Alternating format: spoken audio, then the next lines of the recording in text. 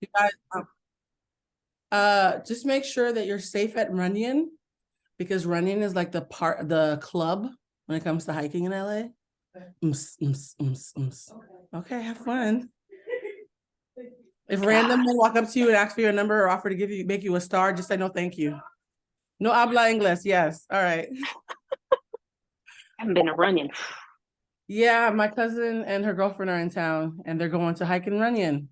And we know Runyon is a hot spot here. So it is. You it's guys where good? It's where non-hikers go to hike.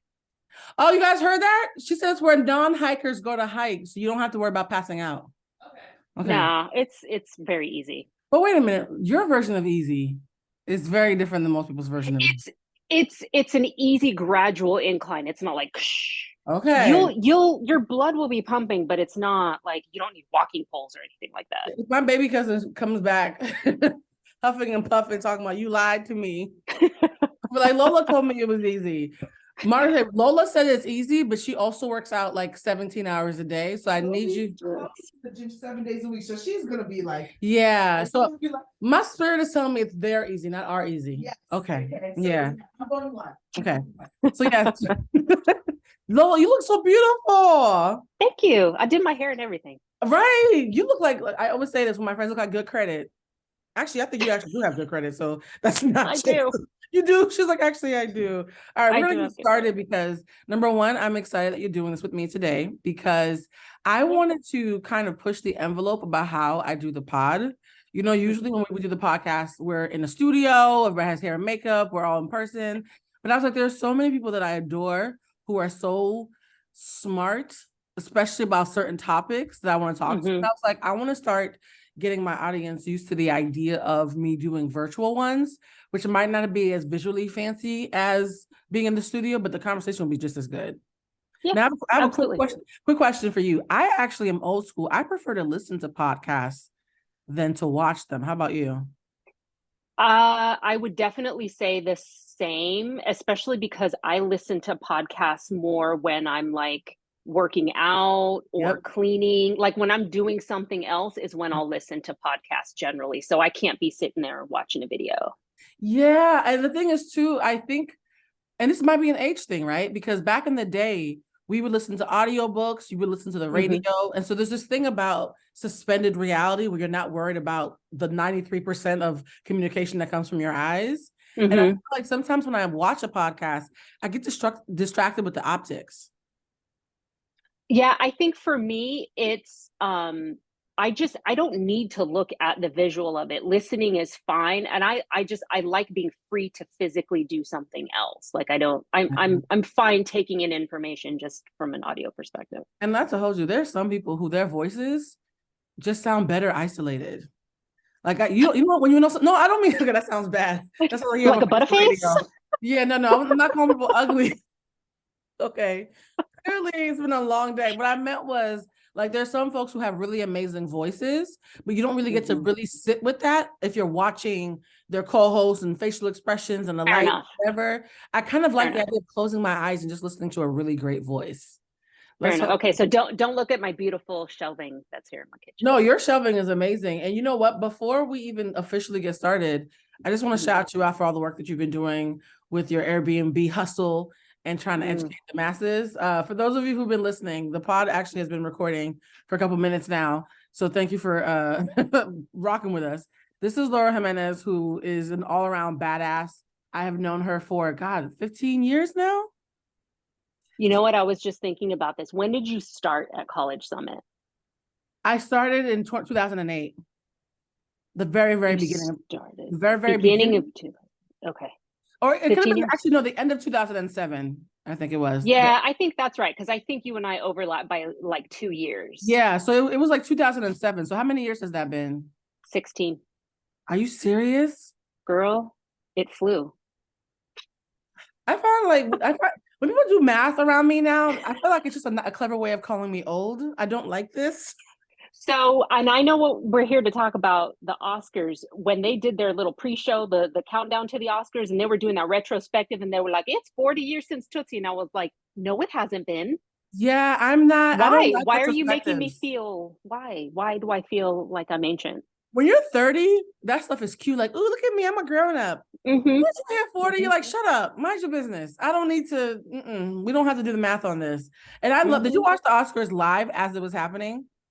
Like, I did. I streamed it, so I don't know if there's like a time delay, but yes, I watched it live. After what happened last year, there most definitely had to have been a time delay, because you know, girl, you know they were concerned about, God forbid, somebody gets a backhanded. Now, I'm going to ask you something controversial up front before we get started about the Oscars, and then pull up my notes real quick. Although, to be honest, I feel like a lot of this is going to be very intuitive, what I want to talk to you about. How did you honestly feel about the slap? And the reason why I'm asking you is because I feel like people of color had a more nuanced view of it in large part than the mainstream, right? Yeah. Because we just understand a certain level of survival that's a little bit more heightened and street justice-y than is what considered mainstream. And so I know there are Black people who are just appalled and disgusted and whatever. I get that. But for the most part, as a community, we were like, there's levels.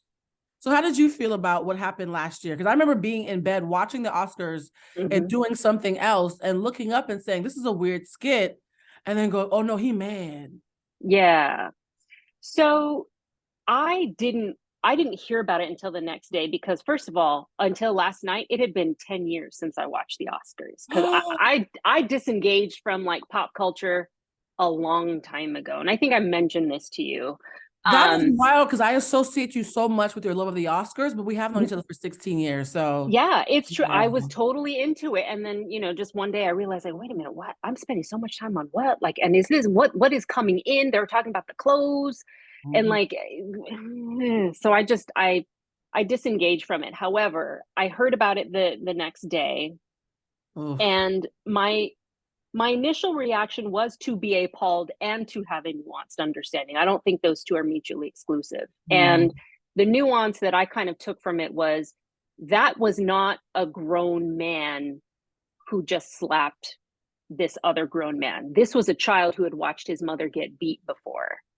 And so when people insult women that he loves, this is the child in him that wants to protect. That's what initially came to my mind, right? Because I thought about, like, I've got a brother, right? And there was an incident with my brother where I was not really physically threatened, but he felt like I was physically threatened, and something turned and he broke this man's nose.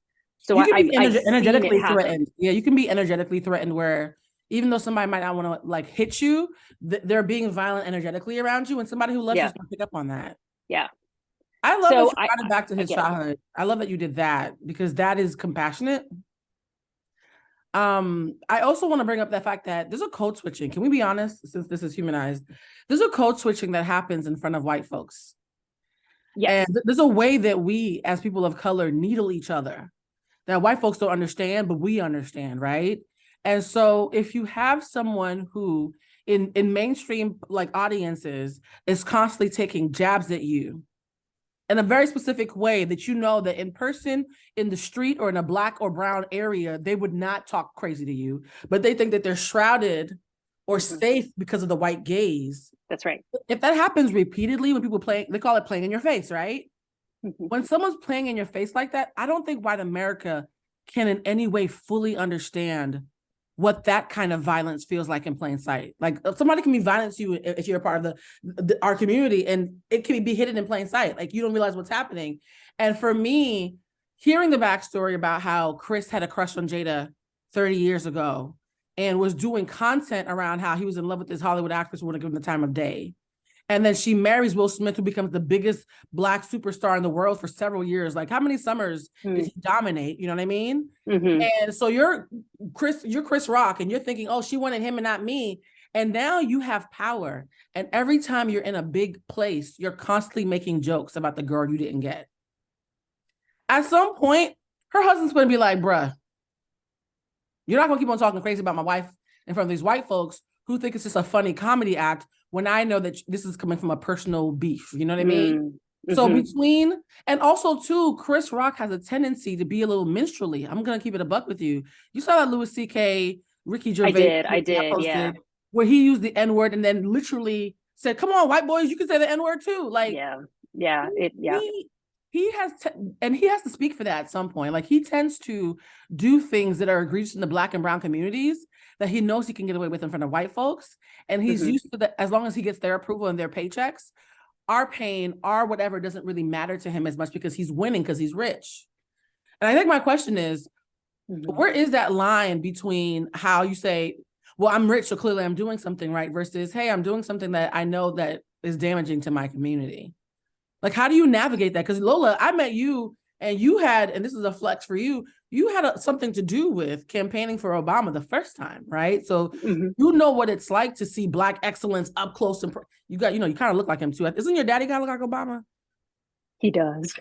Anybody who is looking at you right now that I've said that your dad looks like Obama, they're looking at you like, oh shit, it's a Latina Obama. Like you know what it's like to be around the excellence for our people, but also be in spaces where you still have to like play nice with the white folks. Yeah. So I think any conversations around last year's slap that casts Chris Rock as the complete victim, I think, is lazy thinking, because what that ultimately says is that we don't need to take responsibility for the things that we say and do. Meaning, when you are in a space, you bear the responsibility of understanding who you're talking to, what the context is, right? And this isn't about code switching or anything like that. This is just human to human. Yeah. Right? Take responsibility for the energy that you are putting out in the world, and then the energy that your words carry. Right? You know the kind of impact you're trying to have with the words you say and the tone you use. Come on now. So I think that at the end of the day, whether this was about him wanting Jada in the back of it, I don't know. I just know that as a human being, as an adult in this world, we don't have the luxury of saying anything we want to say at any given time in any tone, because we have to live with other people. We are social beings. I love that you mentioned that, because people think that freedom of speech means freedom from consequences. That's right. I keep on telling folks that, like, the reason why I brought up code switching in particular is I think sometimes code switching and its white equivalent, those dog whistles, people think they're being clever. And that's where it comes in. Like, people think if they use coded or veiled language that only certain people fully understand, that they got away with it.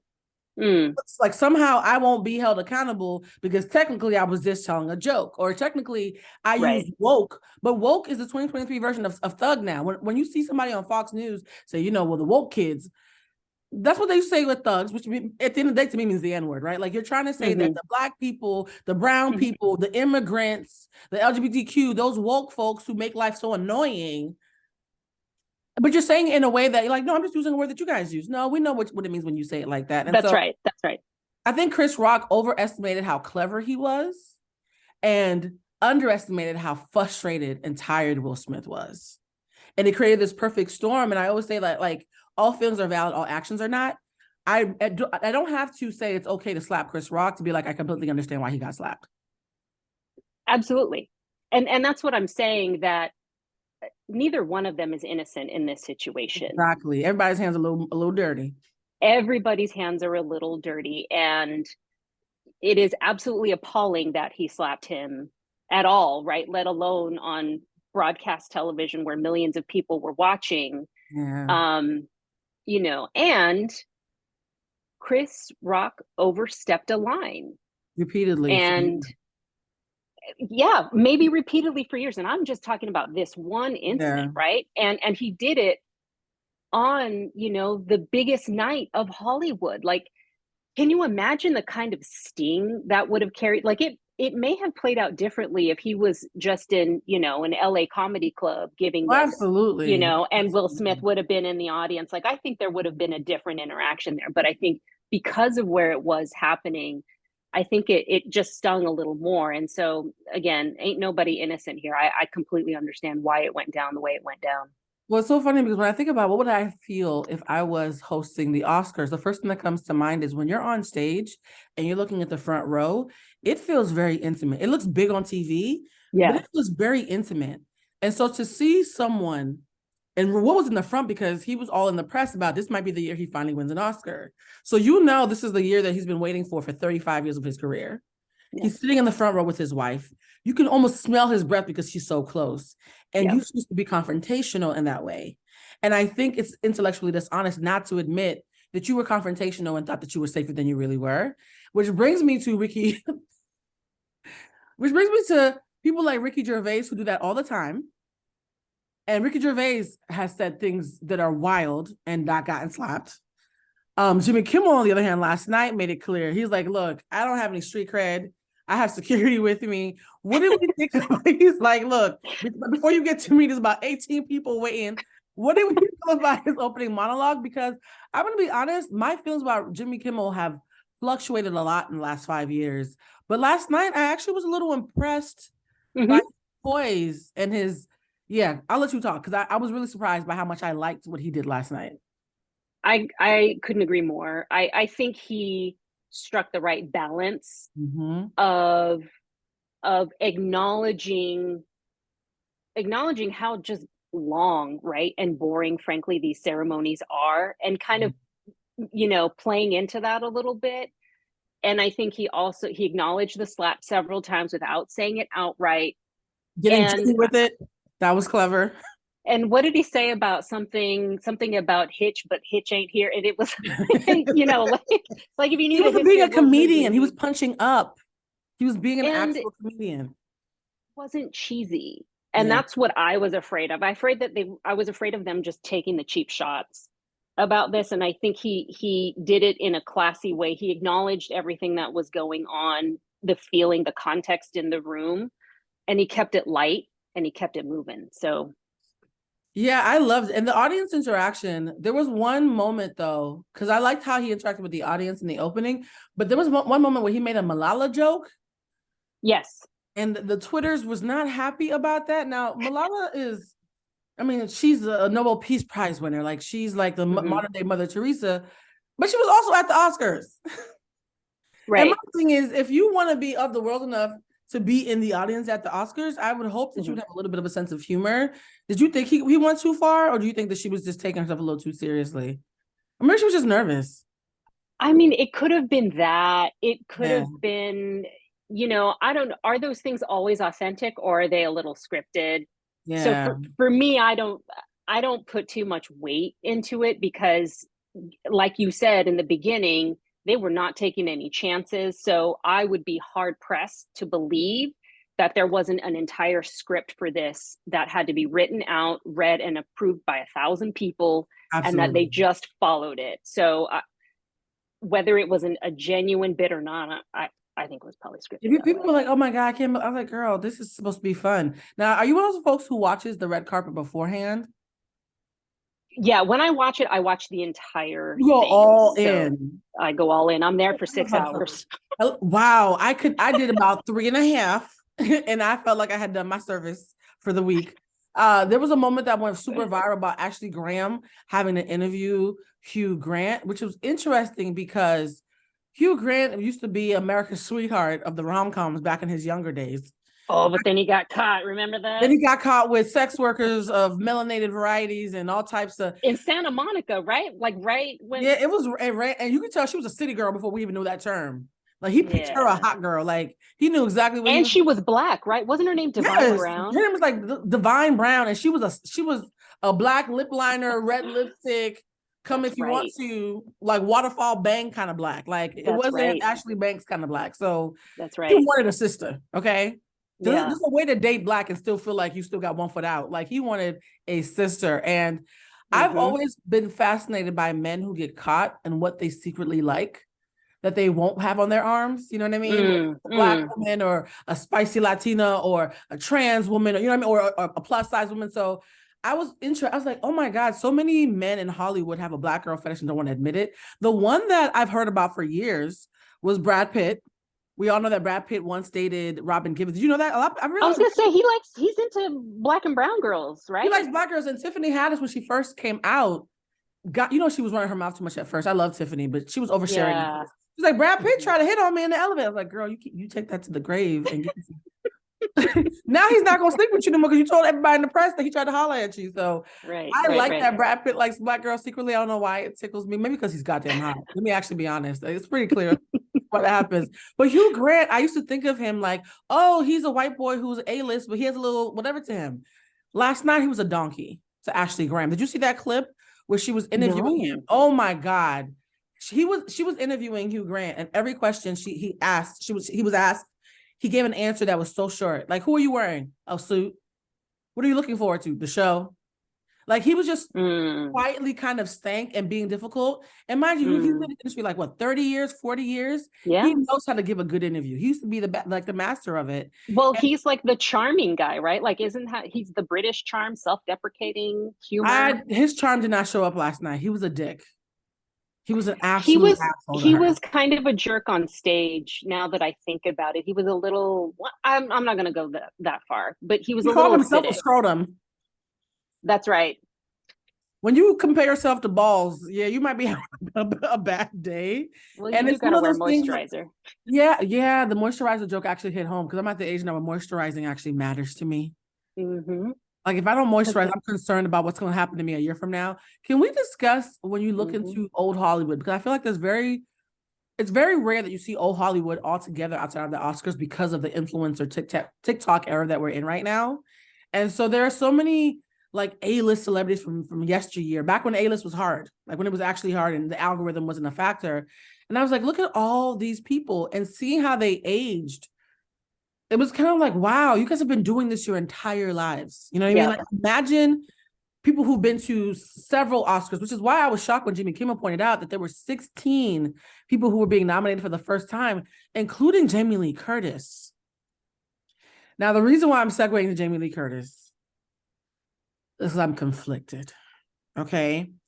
As a woman who's over 35, I think it's amazing when we get reminders that we're still hot and we still got it, and that our dreams don't have an expiration date, despite what Instagram tries to tell us. So I love that after all these decades, she finally got nominated. Love that for her. What I don't love, choosing my words carefully. Did you see Wakanda Forever? The second one? No, I haven't seen it. I would say for anybody who's seen Everything Everywhere All at Once and Up, Down, and Down and Around the Corner, anybody who's seen that movie and seen Wakanda Forever, Everything All at Once, that title is so long. Everything Everywhere All at Once, there we go. Yeah. That movie is amazing, right? It's a great movie. Jamie Lee Curtis's performance was also good. It was not better than Angela Bassett's. Angela Bassett's performance, when you watch Wakanda Forever, I literally remember people in the audience gasping when she came on. Like, her presence was so palpable, it made your body tingle.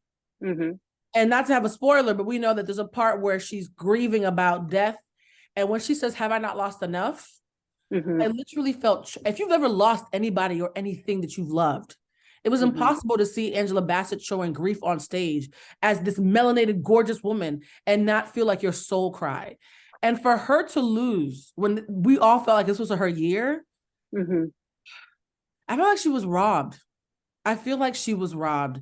And I think because it happened so soon after the Beyonce Harry Styles kerfuffle, it started to feel like y'all keep on placating us when you're not going to give us our things.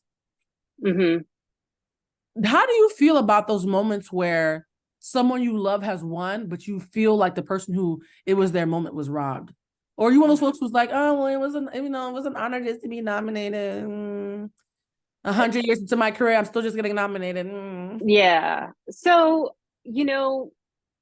part of why I disengaged from like the Oscars in particular, at least 10 years ago, is because the question I asked myself that I couldn't answer was, how do you rate art, right? How do you say what art is good, better, best, right? We're all kind of making it up, so there's really no such thing as best picture, right? It's just something that people declare, and it's somewhat arbitrary. So I take it less seriously from that perspective, but I do think that there is, what's the word I want to use? I think that there is a lack of truly appreciating the art that people of color in particular put forward. And it'll be, you know, one or two people of color, and it's like, check. Yeah. You know, we've done our thing. Oh, look at all these Asian Americans. Look at how I was just thinking that. A part of me was like, did they not give it to her because they felt like it was an Asian year? Like Asian people and Black people can't win the same, like. And to answer your question, what is art or what makes it better or best? For me personally, I believe art is deeply subjective. I also do believe that impact is undeniable. Mm-hmm. And when you have an electric performance, you know it when you feel it. Mm-hmm. And I do think that there is some art that we have to admit just it creates a visceral reaction. And I think art at its best makes you feel something and mm-hmm. or reflects back to you who you are or what the world could or is currently, right? And I think mm-hmm. by those metrics of reflection and impact, it mm-hmm. very much was Angela Bassett and not Jamie Lee Curtis. Yeah. And so I think that's why I was like, I don't really care about you people, but like one person made me like cry in the theater and somebody else was in a cool movie. Yeah. And I was just like, and also too, I think because I watched so many films this year, the more I realized this is probably the last year that I watched all the films. Because the white supremacy of it all was actually more blatant the more you watch the films. Because you're like, mm-hmm. oh, I know so many people of color who've made something similar who would never get an Oscar nod. This is what you guys are validating. And to answer mm-hmm. your question, mm-hmm. it's arbitrary for the viewers on a micro scale, but it's not arbitrary for the social landscape. And I say that because I remember when Lena Waithe won the Emmy. Mm-hmm. And I had, I'd been going back and forth between LA and DC for a long time before LA pulled me away. Mm-hmm. And I remember in March of that year, maybe it was like February, I had watched Master of None and I had seen all the episodes and I saw the Thanksgiving episode. And I literally told my friend, if the world was fair, she'd win an Emmy for this performance. And I said that to one of my friends. I wish I'd saved the text. A month later, we're all at the movie theater to see Girls Trip, actually, the opening weekend at the ArcLight mm-hmm. Theater. And I see Lena Waithe with her group of friends. I tell my friends, that's Lena Waithe from Master of None. And nobody in my group of friends knew who the hell that was. 6 months later, she wins the Emmy. Mm-hmm. Now everybody in the world, oh my God, Lena Waithe is so amazing. Mm-hmm. There's a thing, I literally watched somebody that nobody knew who she was in the spring. Suddenly, everybody in the world is talking about her, offering her opportunities, giving her money to greenlight projects for other creatives of color, and making mm-hmm. her 10 times richer and creating these deals that simply wouldn't have happened the day before she won that statue. Right. So there's this seismic shift that happens when you get that stamp.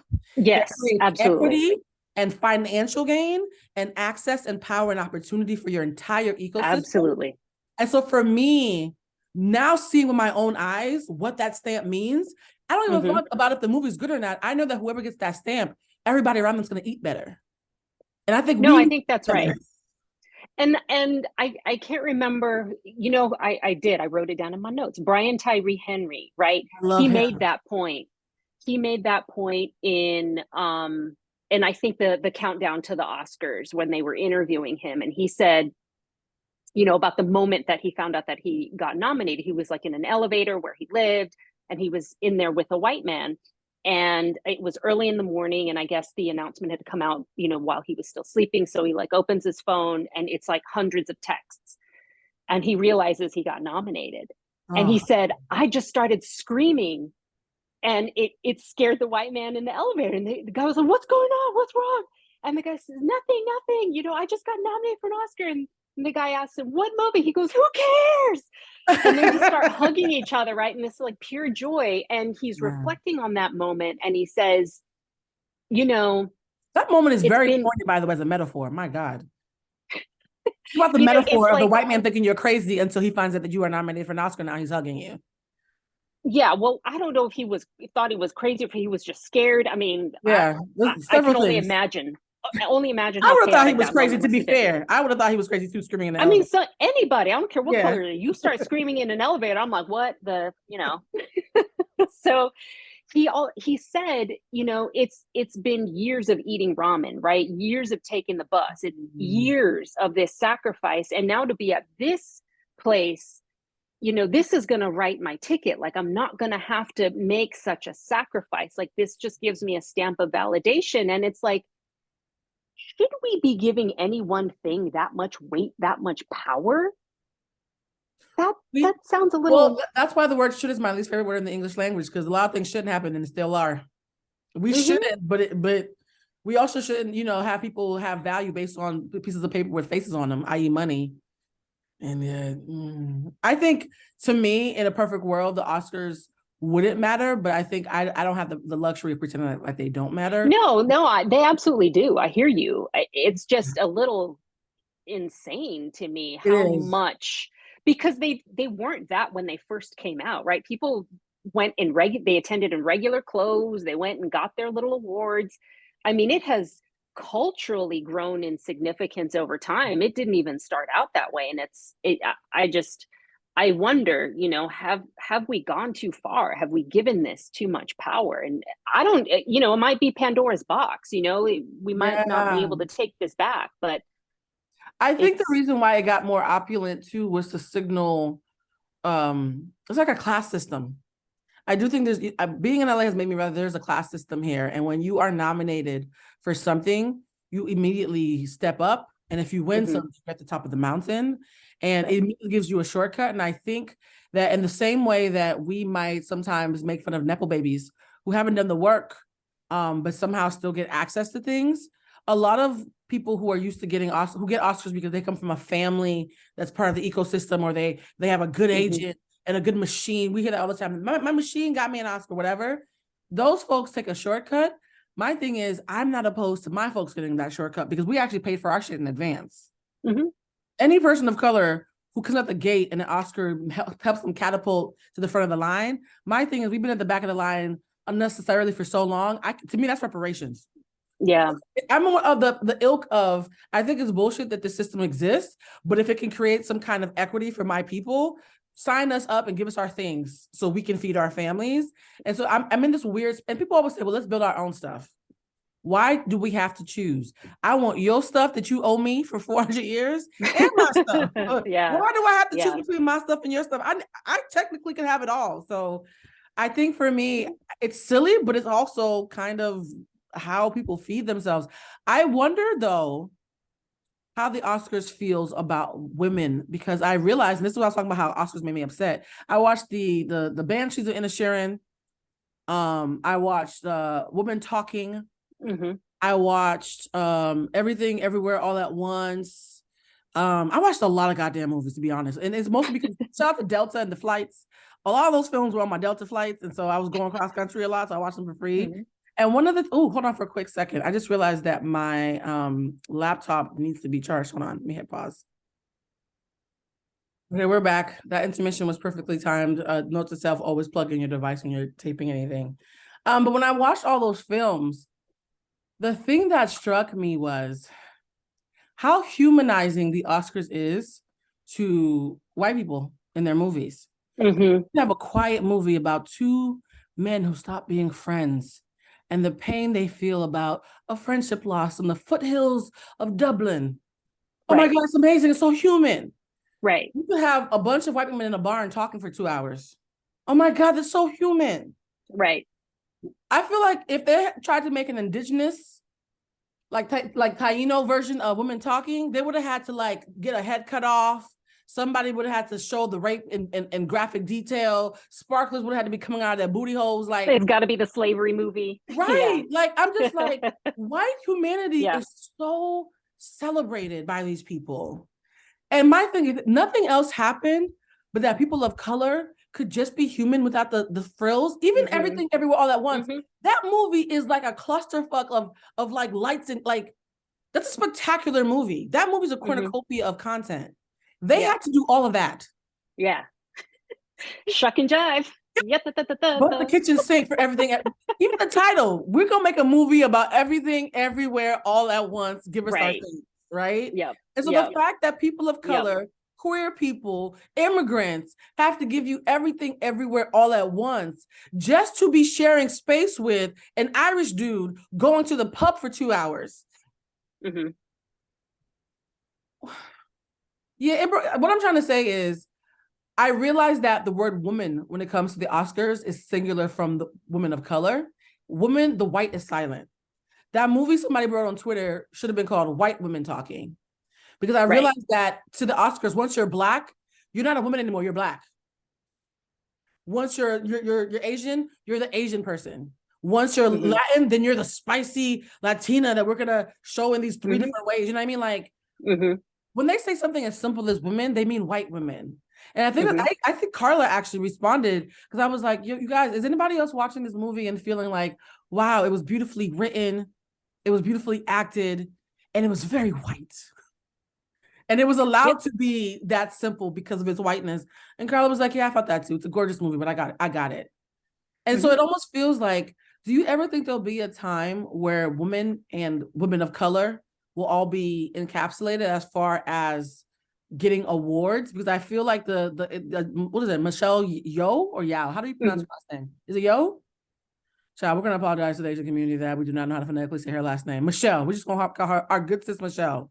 When Michelle won, I love that even though it was clearly meant to be an Asian win, she shouted out women. Right. And she shouted out older women. Thank you. Like, don't let them make you feel like you are past your prime. And I don't know, when she said that, it felt like it hit me between the eyes, like, oh man, you used to be a Bond girl. Now you're past 40. Oh, I can just imagine what it must feel like for you to be on this stage right now. Do you think that there's going to be a time where starlets don't have to be babies? So the look on your face, Lola, you were like, oh, honey.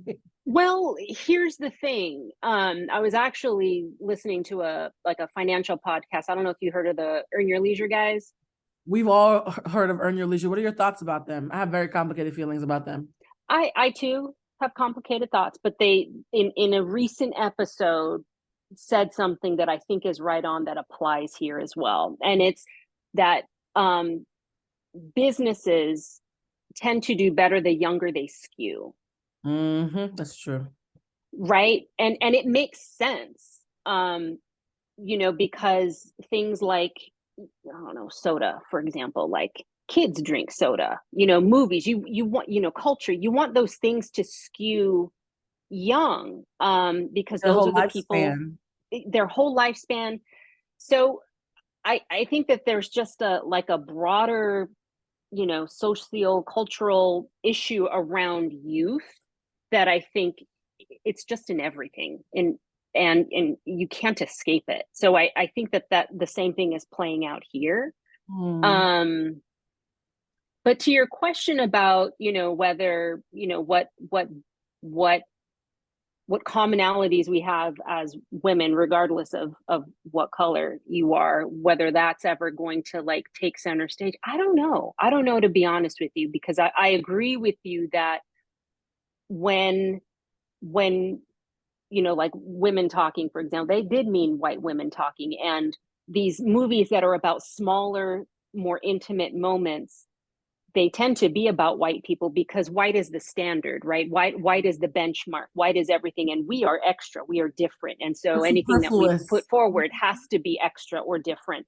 And I don't know that that's on purpose, right? I don't know that anyone today decided that, but it's everywhere. It's in the culture, and so it becomes the default without people thinking. Part of me is skeptical because it'd be one thing if Women Talking was only about white Amish women, but whenever a white woman film comes out, we are all expected as other women to be inspired, championed, and kind of shouted out as a symbol for all of us. Like, white women are supposed to represent all of us, even when they don't. And so I think that's where I get annoyed of, oh my God, Women Talking was a bastion of feminist, whatever. I guess, but they're Amish. So even just the fact that they're Amish, I'm like, well, that's never going to speak for me, because Amish culture is... Amish women can speak for the plight of all women. Y'all got some nerve. That's why I think I got upset. I was like, now hold on. If I told you Baps was a feminist fucking victory, you would have all called me everything but a child of God. But because it's Women Talking, I'm supposed to eat. No. Baps is no more niche than Amish women in a barn. Right. So I just think that that's the word. There's a niche that is allowed to happen with those films that I would love for us to be afforded. If everybody got to have little slice of life, quiet movies be validated in that way, I'd be like, look at us being human. The show's called Humanized. That's right, my branding. Right. But it's like everything, everywhere, all at once, and some white folks in a bar or in a barn. Those were the nominees for best film. Like, I'm not being hyperbolic. If you look at the best films, it was people of color and gays doing cartwheels and white folks sitting on the couch in a barn or at a bar. So it's like, think about the optics of that. Like what you're saying to that. And my heart ached for the Asian community because they had a beautiful night. And, you know, for some reason I've become an Asian ally. And people always shocked when I hear that, because I had a friend named Jason Yoon. And when we were working together, it was right before I started working with you guys at College Summit. He was Korean, and I was the only Black girl in the office at the time. And our favorite coworker was Hannah, and she had long hair like Angela Bassett. And our boss was a former actor who looked kind of Brad Pittish, like him and Brad Pitt could have been play cousins.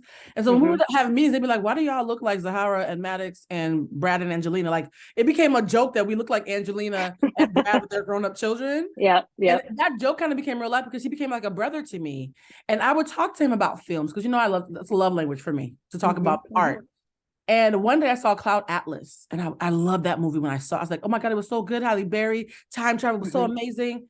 And he just stared at me, and you could tell that he was counting backwards. He said, Blue, they had white people with their eyes taped shut to be Korean and to be Asian. I said, what? He said, go watch it again. It's a bunch of people who are not Asian and yellow face. And I was like, oh my God. And I remember how ashamed I felt in that moment, because I, through my lens, was not thinking about how deeply offensive that movie was to Asian people, because I had the luxury not to, right? And in that moment, sometimes shame can be a good thing if it makes you pivot towards a place of accountability. And I pivoted to a place of, then I started becoming really cognizant of Asian people and how they were being portrayed. And I was like, oh my God, Asian men are like Black women. They're seen as undesirable. Like, they're seen as super feminine, and we're seen as hyper masculine. You know what I mean? And then there's always a spicy Latina somewhere in the middle. Like, you guys actually in your own way completely get it. And I kind of found myself naturally becoming an Asian ally and finding out about the minority and such. Last night, Asians won so much. And yet when Naatu had the performance, allegedly, they're still fact checking it, not a single Southeast Asian person was on that stage performing. Stop it. Yeah. Not a single one. Yeah. And if you go back and look at it, you see white people, you see some swirly people who could be Middle Eastern or something, 5 other things. Yeah, are we sure that wow, because wow. And also the tea is a bunch of Southeast Asian people auditioned and came forward and said, we didn't get it, but why did somebody named Lauren Gottlieb get it? And she said, well, I'd rather hire people that I know, and only hired a bunch of people from America. So you think you can dance? I know one of the Asia, Alex Wong, I follow him on Instagram. I think he was perhaps in it. And so you think you can, wow. They're saying that they did not have a Southeast Asian. They wanted people were saying, why not use this moment to have a Southeast Asian choreographer and open up the marketplace for them? They were like, oh, we're going to pick Lauren instead. And then when it was time to at least have them dancing, a bunch of Southeast Asian people were kind of turned away just for the comfort and familiarity of a bunch of people who have danced on So You Think You Can Dance. Right. In that moment, your comfort should not have been the priority. Right. Well, you know, so I think what I walked into it saying to myself was, be open-minded and don't expect them to get this perfectly right the first time. Because what I saw was an organization, right, the Academy, trying. I do think that they recognize that, yes, it is overly white. They do see it. They can't help writing about it. Oscar so white and all the other stuff. They have I think they do get it. They certainly don't understand the impact of it, the gravity of it. They are very beginning, right? This is the training wheels, if that. And so I do give them a little bit of grace. I'm not saying, but I mean, that was a huge miss. Like, really? Come how on many now. years ago was Oscar? Come on now. How many years ago was Oscar? It was 8 years ago. It was 8 years ago. I'm not giving you grace when you can't do something basic as casting right 8 years ago. No. I feel you. I'm just saying that I walked into it not expecting them to get it perfectly right, because I knew they were going to miss. that huge miss. But in the countdown to the Oscars, they were, like I said, they were doing all those retrospectives, and they mentioned, oh gosh, please forgive me, I think his name is John Huang. He's like the older actor in Everything Everywhere All at Once. And I love that movie, by the way. I love that movie. I haven't seen it. It looks real quirky. No, it's like an acid trip. So again, I was on a Delta flight. So this is me back on Delta. I had eaten an edible and I was like, oh, this is fun. So I'm not sure what it's like not in the sky under the influence. Yeah. It's a fever dream. It's basically a fever dream on stage. Good Lord. But, his first movie, what is it? I wrote it down here. He says, they interviewed him and he was talking about white people, being put in yellow face. And back in like the Charlie Chan days, right? So this is much older Hollywood. This must have been what, 40s, 50s, something like that. His first movie was 24 years after the Exclusion Act. Oh, wow. We're not that like educate the audience because there's gonna be somebody like, Blue, whenever you talk, you and your friends use big words and all these terms that we don't. So explain to the audience so they completely understand the impact of what you're saying. People really need to get that we are not that far out from things like the Civil Rights Act, right? 1964 was not that long ago. It really wasn't. 1954, Brown v. Board of Education was not that long ago, right? Like people of color, Black people, Asian people, right? Latino people who were sent back to Mexico, even though they were born here. This was not that long ago. There are still people who are alive today, right, who were directly impacted by those things. So I get like, people born in like the 90s and 2000s are like, yeah, man, let's go. There's a whole context that we are still living in, right, that very much impacts today. So the Exclusion Act, like Asian Americans, like could not physically be in certain locations.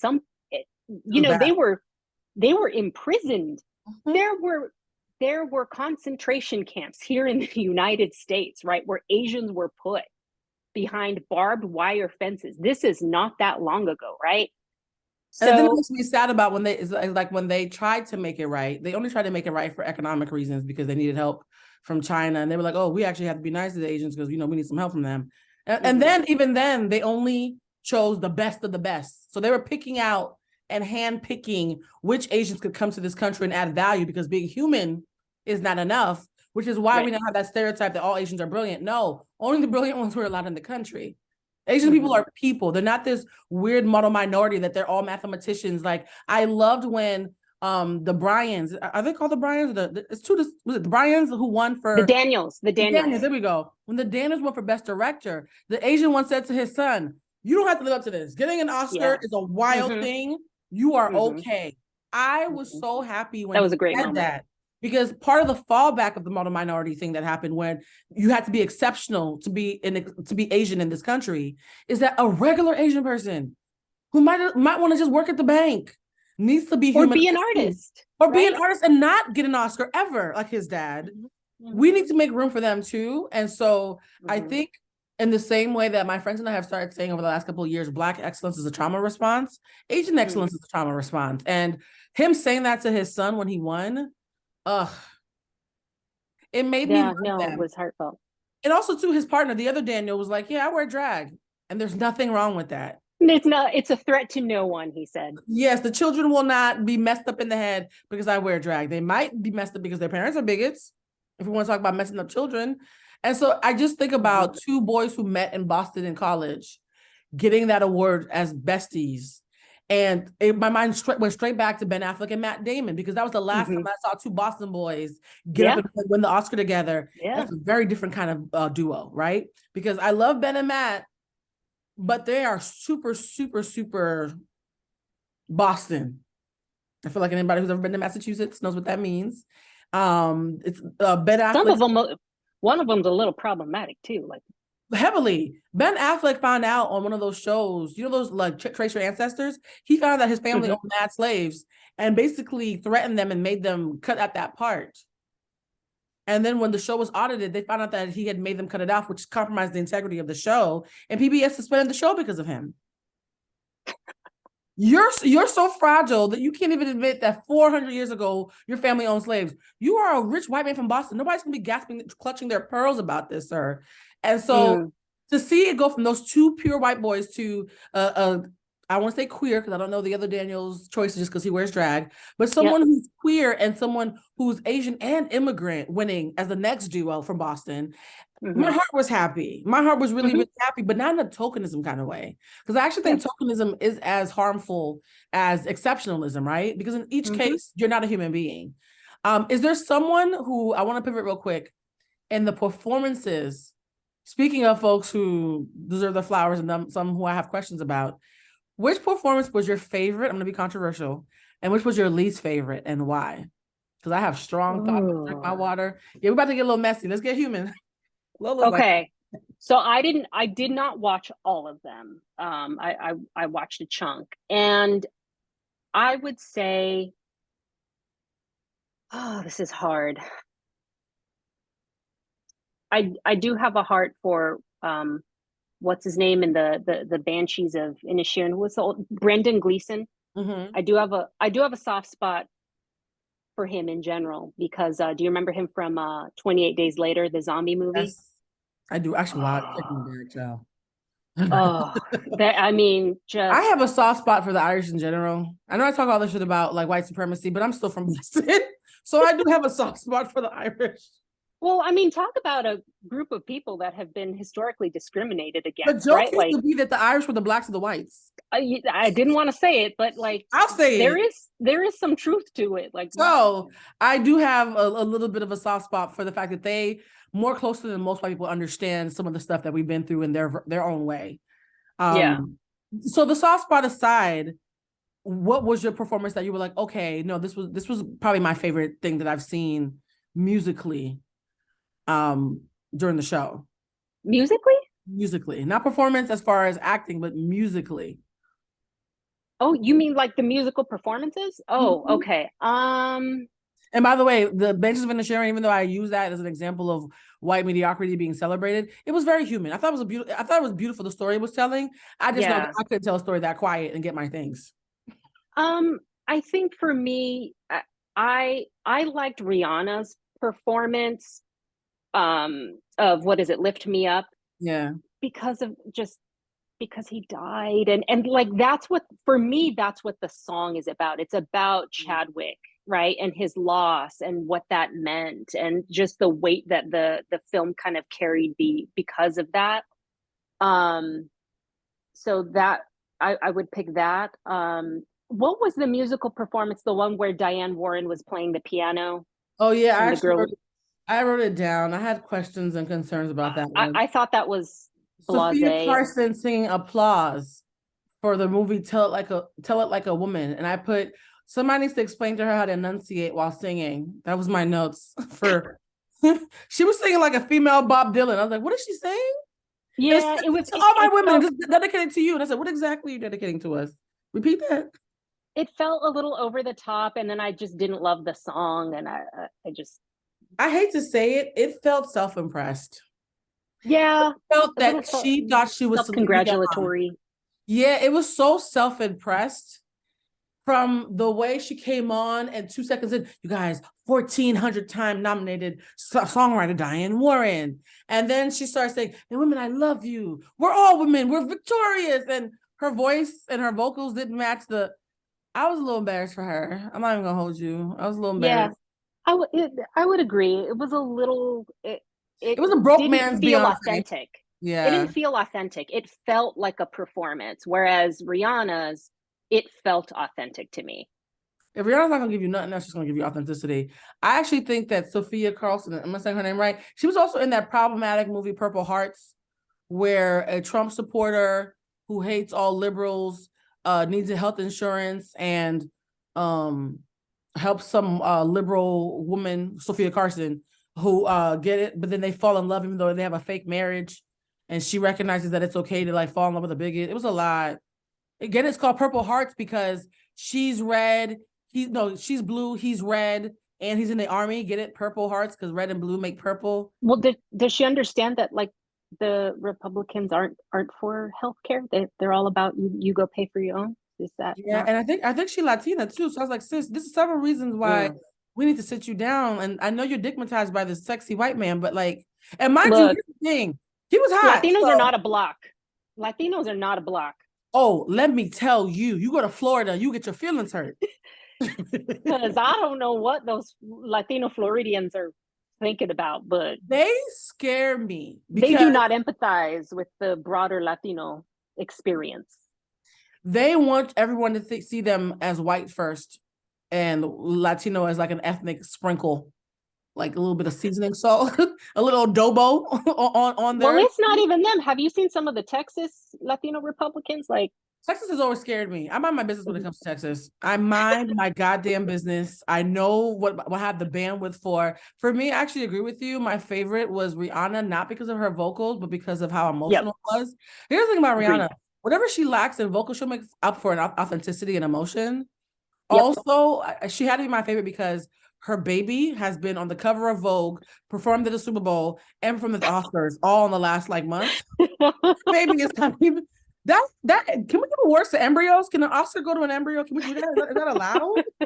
Like, but how do you do all that when you're that pregnant? Because isn't pregnancy like kind of exhausting? And mind you, every time she performs, she doesn't want to be on the floor like a regular pregnant lady.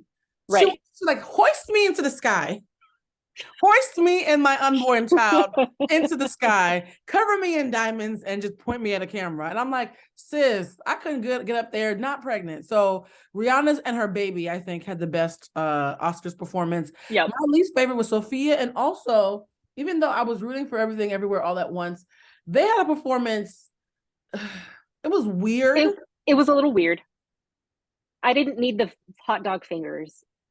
It was hot dog fingers. It was a cat on acid. Lots of... It must be nice to be able to be that weird and still get things. Honestly, it must be so... And I feel like David Byrne is past his prime. I think he thinks he's past his prime. He showed up like he was like, oh, I gotta do this real quick before I call you back. And it just lacked a lot of energy. Yeah. So I almost was like, is this theater? Is he pretending that he doesn't care? Or does he just really not care? Now, the mezzanine level for me, for those of you who don't know, mezzanine is the middle level. The one who wasn't my favorite, but technically was good, but it wasn't my least favorite, but technically was like, girl, what are you doing? Stephanie, also known as Lady Gaga. That was interesting. Does chapstick owe her money? Like, why was her mouth like that? Like, it was just very blank makeup, chapped lips, old clothes from the hamper. Like, it looked like she was in the same way of Sophia trying to be Celine Dion and Beyonce. She was going too far in the other direction, trying to like, look at me, I'm keeping it real. I'm a rustic artiste who didn't even change my underwear for the Oscars. And I was just like, you do this a lot, Stephanie. You do this a lot. Well, I do feel like it was an intentional artistic choice, right? She wanted to be stripped down. She wanted to be bare. And that was part of what the energy that she was trying to convey in the song. Now, whether it struck a note with you or fell flat is another matter, but I think that's where she was going. Gaga pantomimes poor, or she pantomimes down to earth in the way. Like, it's almost like performative, like down to earthness to me. And I would actually respect her if she was like, look, I'm rich and I like luxurious, outlandish things. Let's go. Like, that's her at her most authentic. I totally agree. When she's trying to be down to earth, it actually feels like drag to me. It feels like a constructed authenticity, which is a complete oxymoron, but yeah. Yeah, like if you have to wear authenticity as a costume, it's not you, then it's not authentic. Yeah, it's true. Give me the meat dress, girl. Just give me the meat dress. That's really you. If she had come out, like if she had been hoisted in the air like Rihanna, you know what I mean, with hot dog fingers and a psychedelic cat, I'm like, yeah, that's giving Gaga. I feel you. But I just feel like you can wear lip gloss, sis. You don't have to have chapped lips and dirty jeans to tell us that you're real. And she's very talented. So it's one of those things of like, I rolled my eyes and groaned, but I also clapped because she's always going to be technically good because she's fucking talented. It's just that I wish she had just... Let me stop nitpicking. Gaga. Gaga takes herself seriously. And I sometimes just wish that she was more in on the joke, which is why I love her best on Drag Race. When she's in things that are kitsch and supposed to be camp, to me, she's at her best because now she's in on the joke. Yeah. I feel like that's how her albums go. But I feel like that's how her albums go too. Her best albums are when she's just out there and like, what am I? I'm this like androgynous human being and I'm weird and I'm kitschy. Like those are her best albums. Like it's like she feels freer. I think weirdos like giving themselves permission to be weird is always going to be inspiring. I also think too that Gaga is at the place now. Do you know her origin story about how when she was younger, she told everybody that she wanted to be rich and famous? I love that she was and people made fun of her. People created a Facebook group about her. Yeah, that's rough. Like, so I get the middle finger to y'all. Like, look at y'all. Y'all got me wrong because I knew all along. I get it. I think when I see her being performatively authentic, it feels unhealed to me. And I think that's why I kind of grown, because a healed person wouldn't give a shit anymore. Yeah. They'd be like, here I am in my outfit. Now, speaking about outfits, like that segue. Oh, sure. Your outfit. Mind you, the thing about me, when I do a good segue, I have to sit in it for a second. Like, did y'all hear that? That was amazing. So, like, for the outfits, did you see the outfit? So much white. So many things. I will say, what was your best dress? Let's start with the positive first before we start dragging. What was your best dressed male and or female or man or woman? I don't know. How do we say it? Man identified, woman identified humans or non-binaries. What was your best dress outfits? I'm just going to pick best dress regardless of who. I did love, so look. Oh, here we go. Idris Elba can wear a paper bag. Yes. And it looks refined. It looks exquisite. You know? I'm getting tingly. Sabrina, be blessed. Be blessed, because he looked like his neck smelled good. Like he just looked like he was a very well-groomed, highly moisturized. Right, with his Sable Labs. It was nice.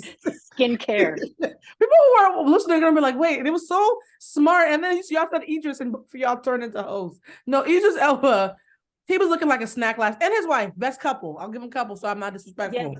Yes. Bring it on, who she got. I mean, she was wearing an elegant jewel green color. Like it was beautiful, truly beautiful. Yeah, no, he looked amazing. I'm trying to look at that's anybody else that I liked aside from me. Oh, how about Lenny Kravitz? How did we feel about his gender bending silky ensemble? Look, Lenny came in rock and roll. I loved it. I love the deep V. Right, with the it just gave rock and roll. Like, okay, so you liked it too. I was like, is it just me? Take a page. No, take a page from Lenny, Gaga. Like, look, Lenny has been himself this whole time. You know exactly what you're getting with Lenny. Do that. That outfit was gender neutral. I think that outfit would look good on me or him. Like, it would look good on you. Like, Lenny's outfit was giving gender neutral, like rock star. I loved it. You know what's so funny? I also, despite how inconsiderate it was, like Tem's dress, her white latte whipped cream outfit. Tems, the singer. Ooh. There was a singer named Tems. They were joking because her outfit had like a white, look up Tems Oscar outfit. And it had like a big headdress that looked like the top of a really expensive Frappuccino. And so everybody's sitting behind her. You can see their heads cocked to the left or the right, trying to look around her. So it was inconsiderate as hell, okay? Very rude, but gorgeous. It was rude and gorgeous. And what's funny is I loved Lenny and Tem's outfits. And I was like, oh snap, they look like a very modern top of the wedding cake. Her and her white swooshy frappe dress, and him in his gender bending, like non-binary, like open tittied, like pants jumper. Oh, her! I loved her outfit. What's wrong with it? But I love the hat. Yeah, but imagine sitting behind the hat. It's still fair. Very if you fair. look up Tem's outfit on Twitter, you'll see pictures of people looking to like cocking their heads around her armpit, trying to see the stage. And someone said it looks like a beautiful, like fluffy waterfall. There we go. If I'm going to the Oscars, it's probably going to be the one time I go, if you think I'm not going to wear an outfit like this, you're out of your goddamn mind. So everybody behind you be damned. It's my moment. But you know what? I will say she was also nominated because she co-wrote Lift Me Up. So my moment. Let me live it.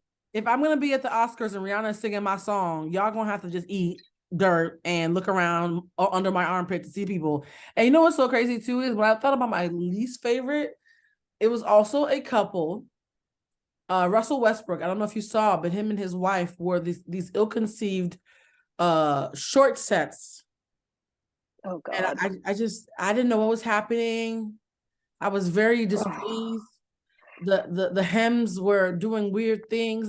For those who are listening, this is your moment to look up Russell Westbrook and his wife at the Oscars 2023. It was off. Also, oh, yeah, like what is that? It looks like a British schoolboy, but why is her thing like a half and half black and white? There's so much going. So think about this though.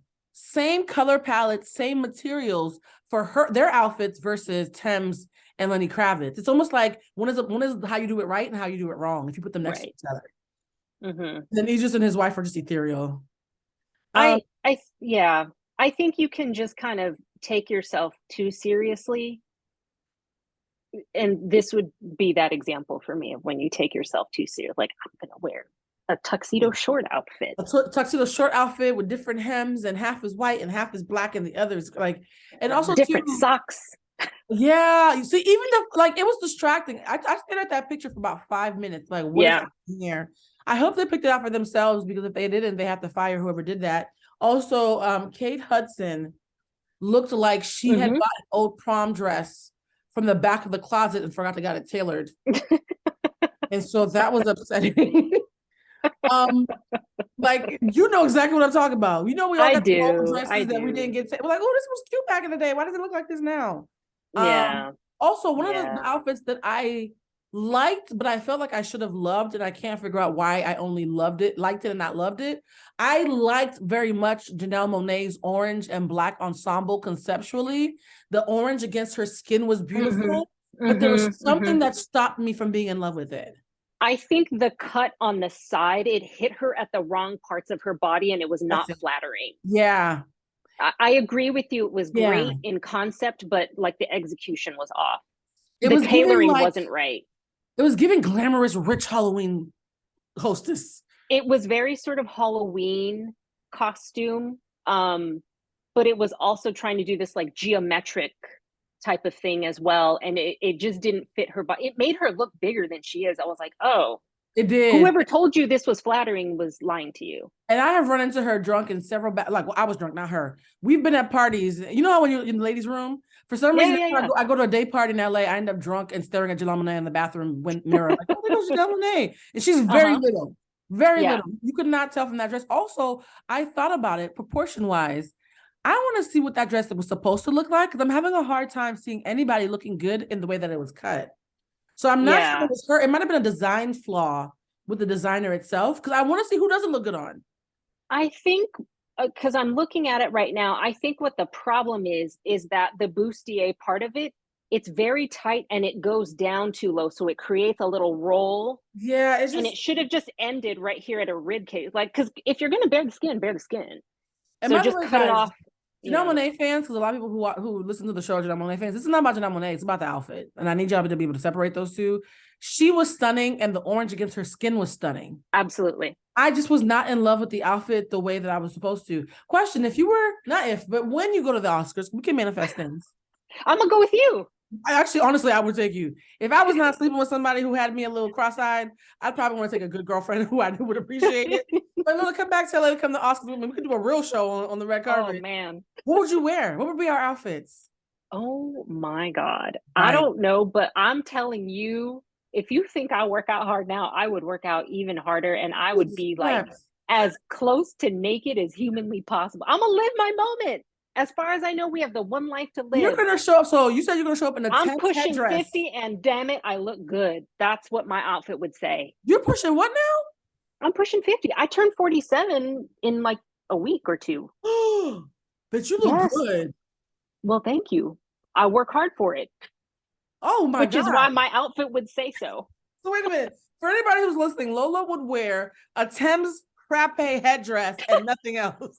Just a leaf. The center. She was like, why does he have on a white headdress?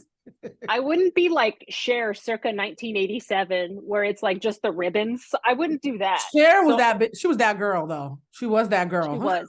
She could wear it though. Can you imagine being able to wear just an outfit that's just two ribbons? Lola, you have a similar physique, so why are you pretending to be one of us? That's cute. For those of you who can't, because I'm not. Lola, I've seen you many years. Lola has a very similar physique to what Cher was wearing. She's being kind to the rest of us who she knows are going to relate to not being able to wear the outfit. I actually would want to go one or two directions. You know that old movie Victor Victoria, where it was like man or woman? I'd either want to go hyper masculine or hyper feminine. Like I'd either want to wear Liza Minnelli. Yeah, like either like a really amazing tuxedo suit that like celebrates my womanhood and has my girls hoisted up to my neck and look like really smart and dapper, but in a sexy feminine way, or just wear something ethereal where I look like I'm about to make it like a Glinda the Good Witch, like something that makes me look like I'm about to just float over here and kiss Bassett on the forehead and give her my own damn Oscar. Like I don't want to go in either direction. If you're gonna go to the Oscars, being in the middle seems weird to me. Like why be mediocre on a night where you're supposed to show your whole ass and flex? And you know who I think is a great choice for a designer for you, because he does such a good job of dressing women's bodies of Christian all Siriano? shapes and sizes. Christian Siriano. Oh my God, I guessed it. Look at that. We have fashion telepathy. But look at how he dressed Leslie Jones. Christian Siriano, he does the girls right. And he's dressed Melissa McCarthy. Like he's not afraid. He's like, let me take what you are working with and let us make it fabulous. And that's amazing. Lizzo's outfit, there was one outfit that Lizzo had on, because I'm usually not a fan of her fashions, even though I love what she stands for, because sometimes she's playing with us, right? And I'm like, girl, I don't want you to play, I want you to be pretty. But like she wore this outfit one time, I can't remember who, it might have been Christian, but I was like, she looks gorgeous. No statement. It probably was. It probably was. And I was like, whoever made that dress likes her as a person. You can tell when a designer likes you as a person. Speaking of liking women and not liking women, a show, a movie, I don't know what to call it. I think it's just trash. The most offensive film that I've seen in the last several years that I could not finish a stomach was Blonde on Netflix. It was so bad that I walked away convinced that the director hates all women.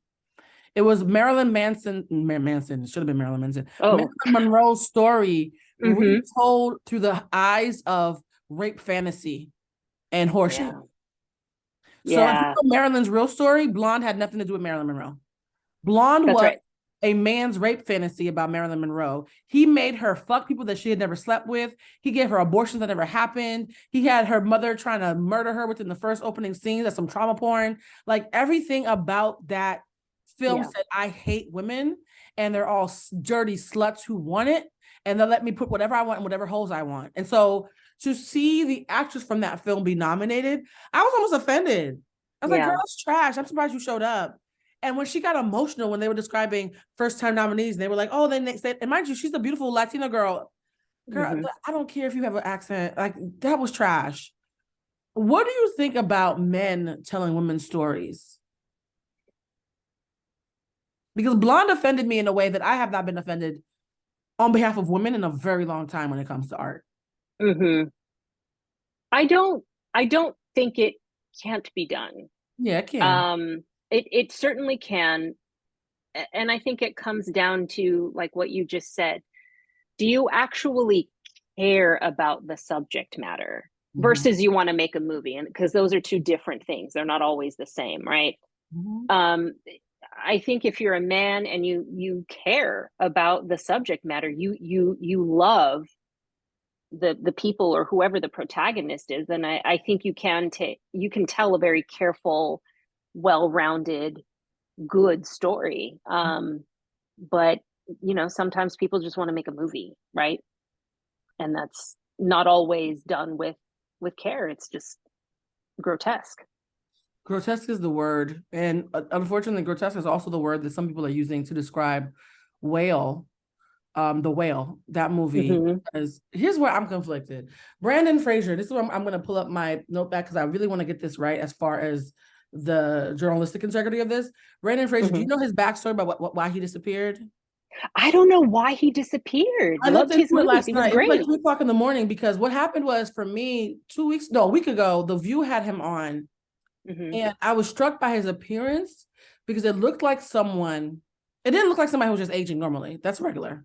It looked like somebody who had been through a lot and had hidden away and who was dusting off the cobwebs and reemerging and happened to have a performance that was Oscar worthy. And he's like, oh my God, I was just happy to be back at the party. You guys are really celebrating me. And it was beautiful to watch him kind of like be appreciative. But I was like, oh, something's happened to him. Because I know what trauma looks like. At the certain point, you can smell trauma on people.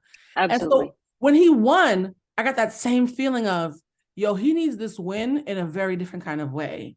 And I was like, okay, what's the story here? Because anybody, you don't have to be a psychic. Anybody who has empathy or compassion can tell that he's getting the standing ovation. He's having these tears. His wife is getting choked up in the audience for a reason. So at about 2:00 last night in the morning, so technically this morning, I looked up what happened to Brandon Fraser. Let me look past my Naatu notes because the Southeast Asians were mad. So that actually was the thing that I was looking into a lot. Brendan Fraser, The Whale, the movie itself was slammed for being fat phobic. We'll get into that in a second. Brendan Fraser, after being battered and abused by the industry and blacklisted, this is a tweet somebody wrote, after being battered and abused by the industry and blacklisted for being sexually assaulted, Brendan Fraser finally got the highest honor he could in Hollywood. Brendan deserves this Oscar and he deserves an apology from so many. So fucking happy for him. And that's when I did some research because like sexually assaulted. That's right. And I was like, wait a minute, this is worse than I thought. And it was a woman, right? No, it was a man. Was it a woman? It was a man, but let me tell you what kind of man. It wasn't a regular man. It was like a Howard Weinstein level powerful man. In 2019, in an interview with GQ, Fraser recalled the day that he was inappropriately groped by Philip Burke, who was the former president of the Hollywood Foreign Press Association. Now, anybody who knows how Hollywood works, Hollywood Foreign Press are the gatekeepers. If there's anybody that you don't want to F with, it's them, right? Yeah. So their king is who sexually assaulted him. And this is not, I'm not saying allegedly because the man admitted it, but downplayed it. So we don't have to do allegedly for journalistic integrity. He said, yeah, I did it, but I just pinched you a little bit. It wasn't that serious. What Brendan said happened was, this is a quote, his left hand reached around, grabbed my ass cheek, and one of his fingers touched my taint. And then he started moving it around. So imagine you are a grown man talking to another grown man, and he leans over, grabs your booty cheeks, and starts fingering your booty hole without your consent. Wow. That takes some gall. And he said, I felt ill. I felt like a little kid. I felt like there was a ball in my throat. I thought I was going to cry. Imagine you've done The Mummy and Encino Man, all these films, right? You are this heartthrob that everybody's clapping for, sometimes making jokes because they think you're just pretty. And this man who thinks that you are somebody that can be taken advantage of because you have so much to lose because he's at the top of the food chain with Harvey Weinstein, sexually assaults you.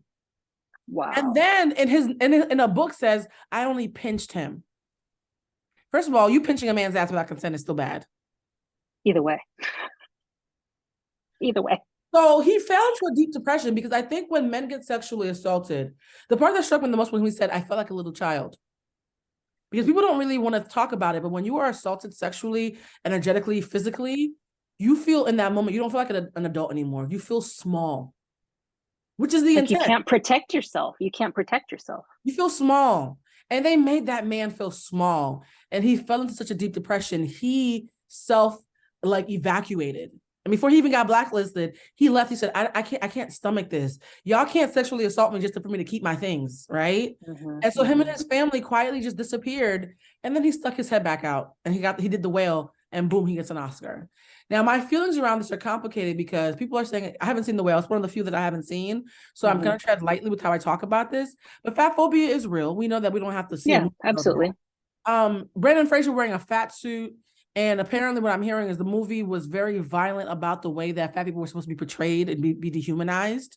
And they're saying his performance was beautiful and bittersweet, but the narrative was irresponsible and fat phobic. How do you feel when you watch somebody make beautiful art in the midst of bullshit? Because I have to watch the movie now so I can be educated on it, but I'm not, the trailer made me uncomfortable, so I can just imagine what the movie's going to do to me. Yeah, I have to watch the movie as well. We have an incredibly problematic conversation not just around fat, but around looks and aging and color, and like incredibly problematic. Like it's just, if you don't fit this mold, there's something wrong with you, right? That's generally what the conversation is.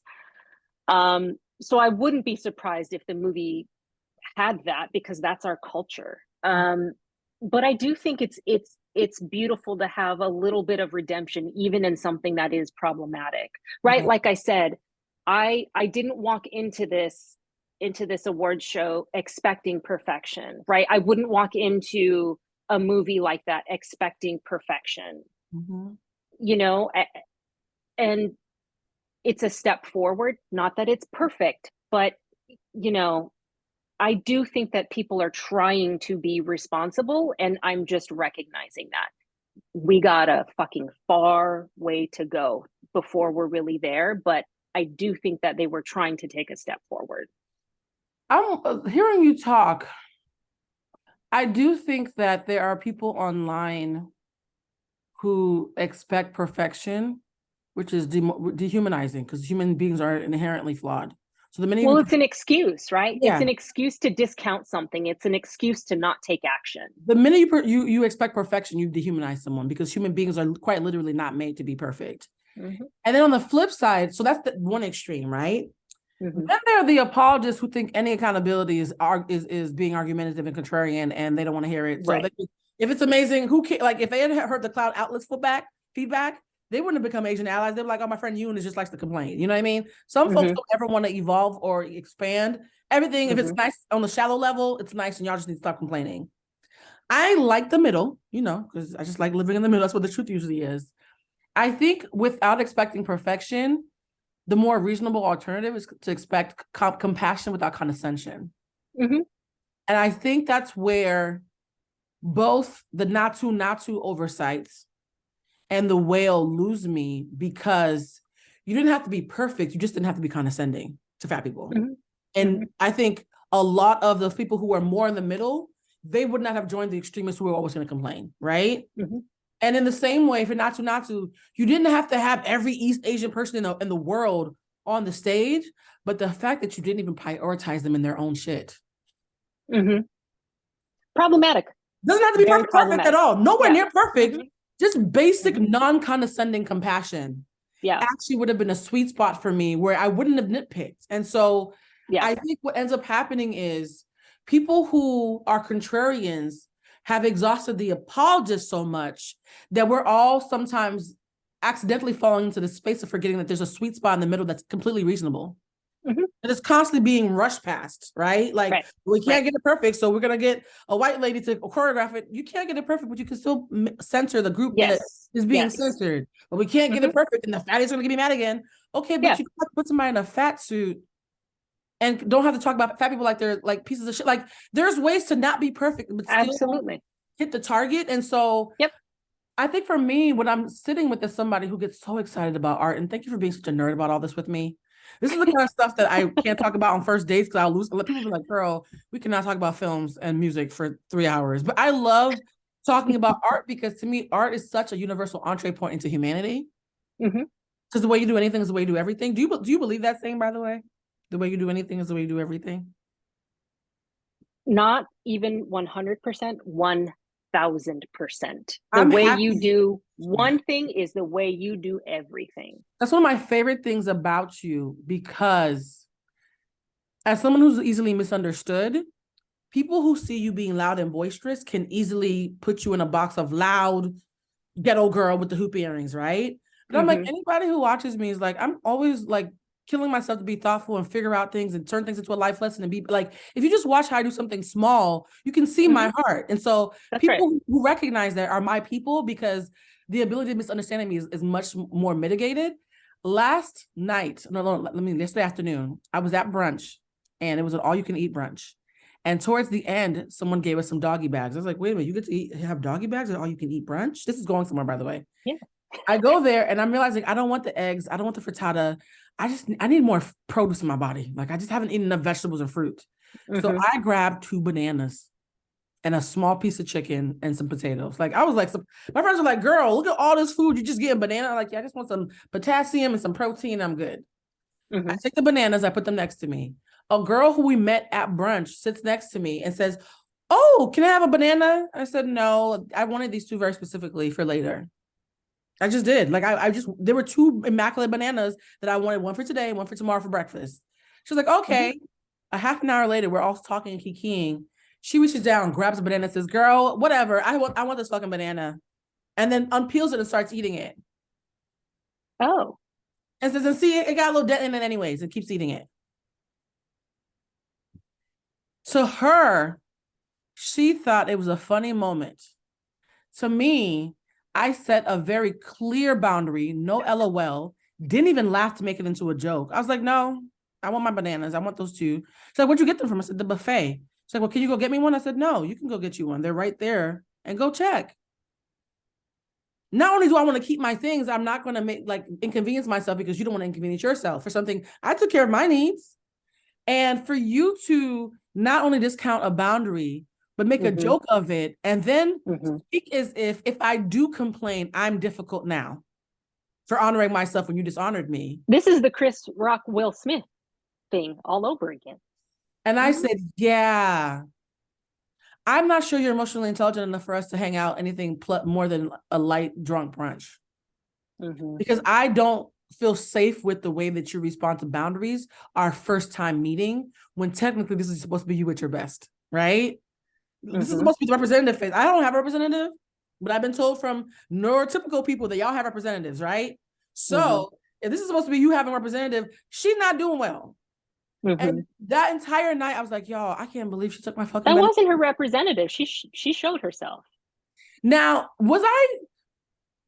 I can see someone saying, "Blue, you overreacted about a banana." So I'm not talking about, I don't give a crap about the banana. It's not about the banana. Explain to the audience why it's not about the banana. Because people think I'm crazy sometimes. I'm like, you know what's crazy though? What is crazy? If we became friends and 6 months from now, she disrespected my boundary, what would be the first thing I would say? "I knew since the fucking banana," right? That's right. We always downplay those moments of people showing themselves and then later refer back to them. When they show you who they are, believe them. So why, from your vantage point, why is it not about the banana?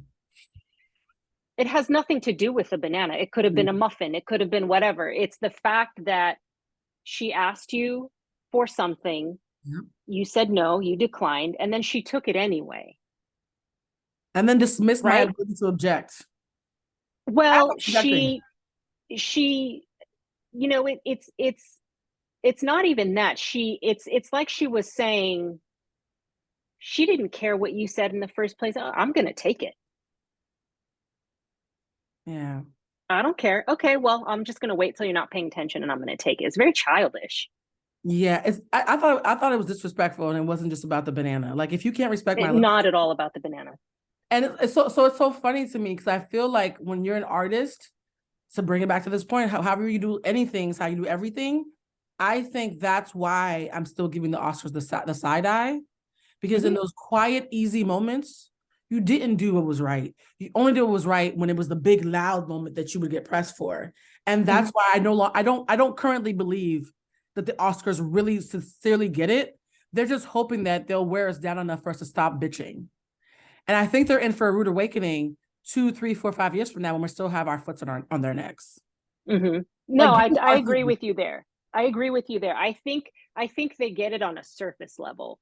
They really don't get it on an impact level and why it matters, right? And why they really do need to transform as an organization. I think they get it just from that very surface level. They want higher ratings. It's not just the banana. It's not just Naatu. It's not just Angela Bassett. It's not just the banana. It's that if you really cared, these things wouldn't have happened if you sincerely cared. Forget perfect. These were easy wins that someone who cares would have reached for readily without being asked to. Like, oh my God, we're doing something with Southeast Asians. Who are the most amazing Southeast Asians in here that we can get to do this, to do it right? Yeah. That's the obvious question. It's if they really wanted to make this right, it would be, okay, we're hearing that people of color don't feel seen, they don't feel heard. Yes. Now, let's start with that as the objective. If the objective is for people of color, Black people, Asian, brown, whomever, if the objective is feel seen and feel heard, working backwards, what does that mean?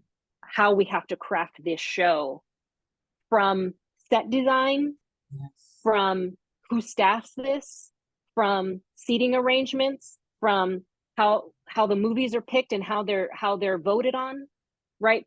How do we then use that objective to dismantle this organization and what it has produced, you know, in order to achieve this objective, right? Like, it's the same, like in teaching, right? If I have a learning objective for my students, okay, if I want them to do this, then I just map backwards. Then these are the things that I need to do as a teacher in order to arrive at that destination, right? It's like a GPS.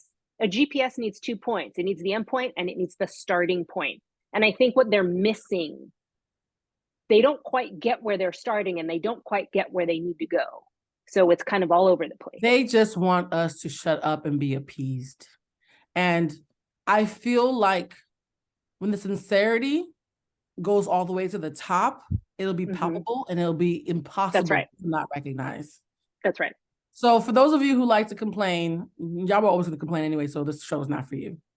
For those of you who are hopeful, I need you to know that don't let anybody make you feel stupid for recognizing that how you do anything is how you do everything, because that's a life lesson for all of us, right? Like the way a friend treats their other friends tells me how I'm going to be treated when I'm not in the room.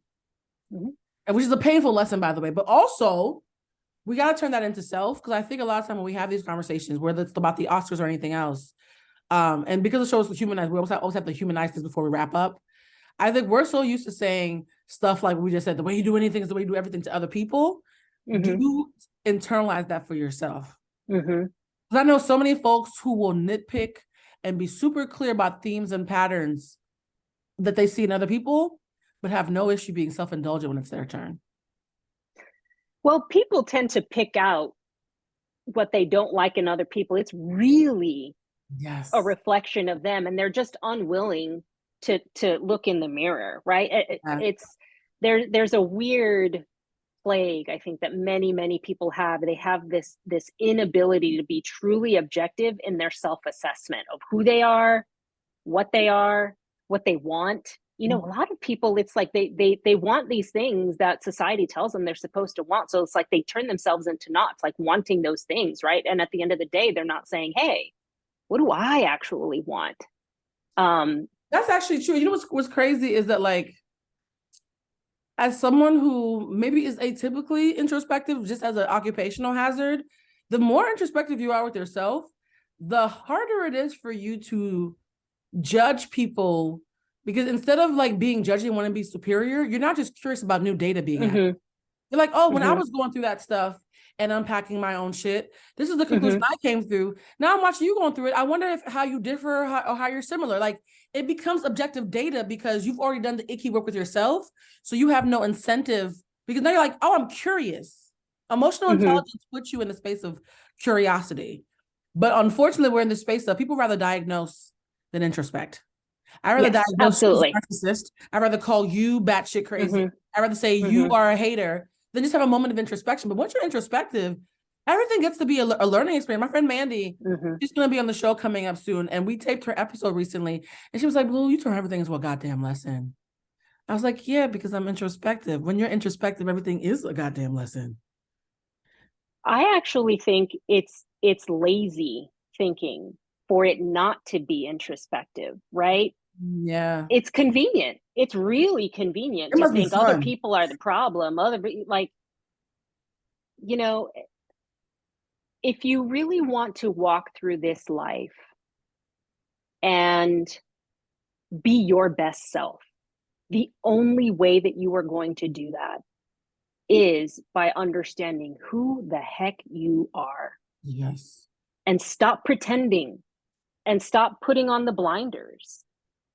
And you might not be who you thought you were. That's right.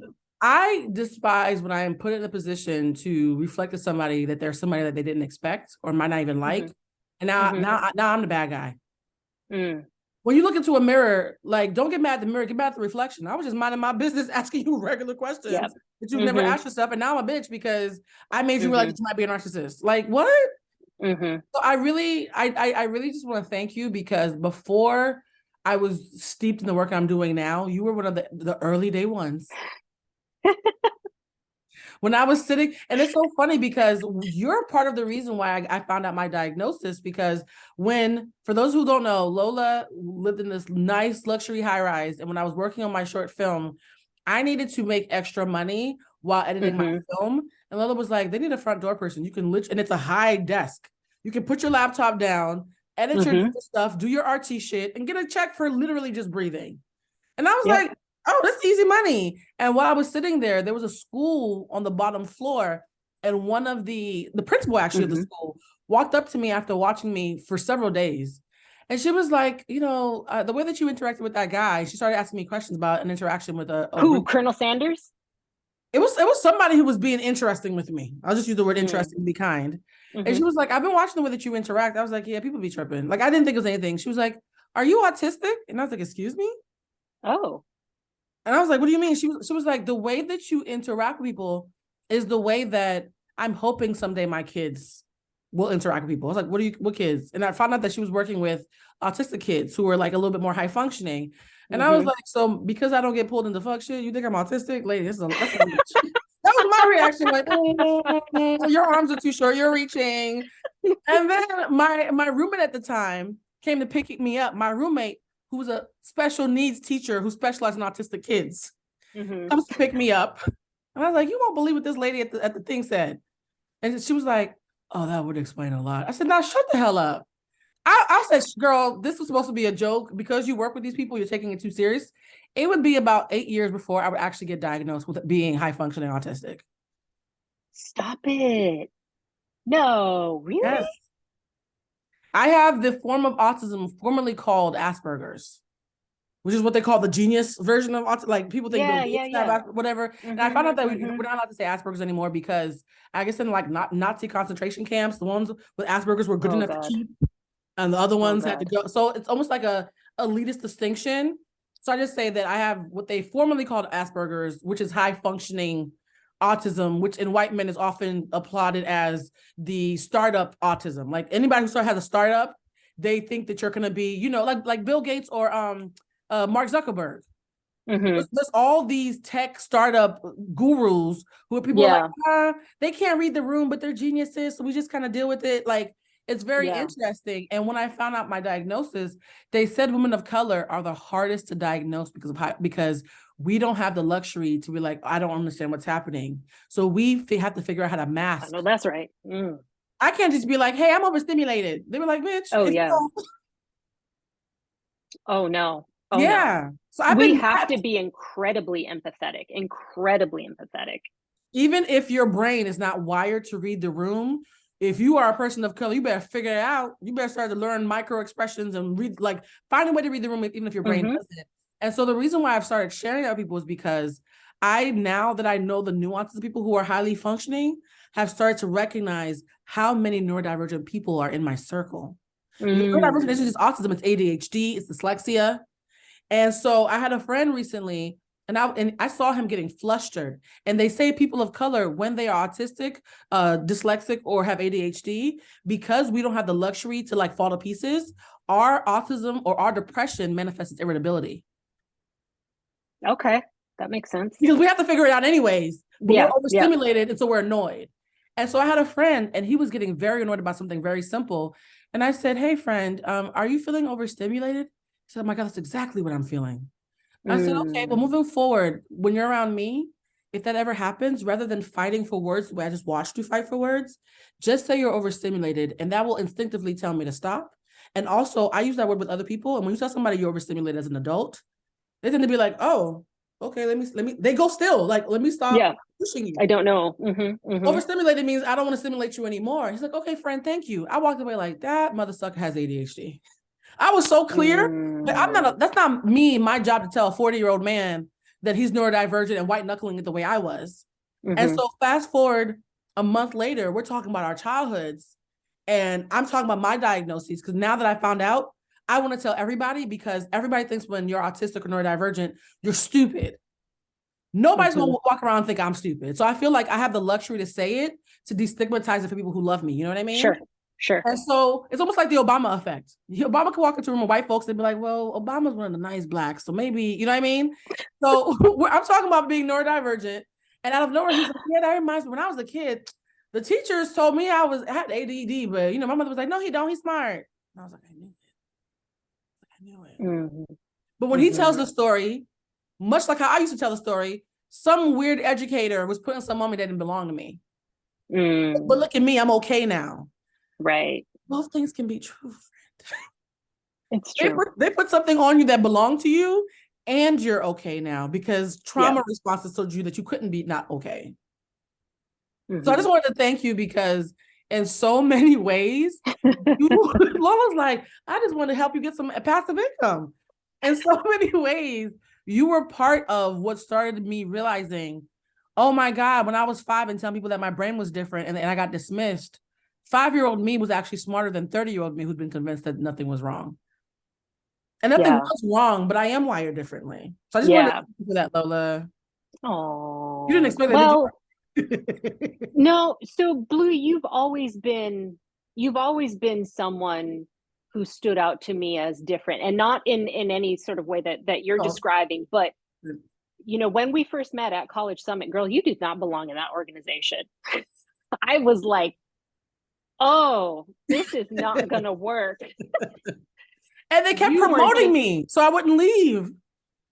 Because you are like a salve for people. You make people feel good when they're around you. You put people at ease. You just create this, like, I don't know, you have this aura that I think people want to be around, right? Like you're attractive in that way.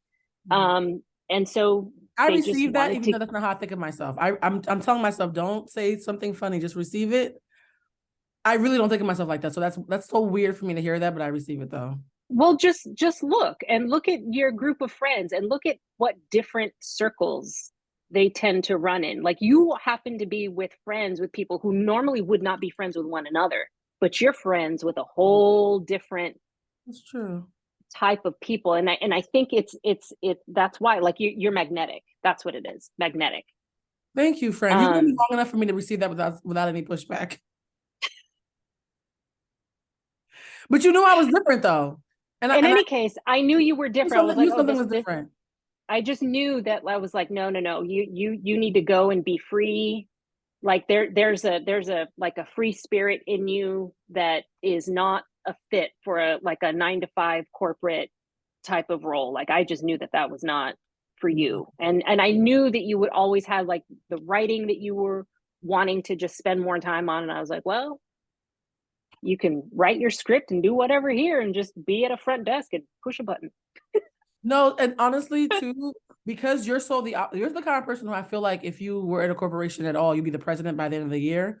So to have someone who knows how to play the game well, judge someone who's supposed to be somewhere outside doing cartwheels in the field.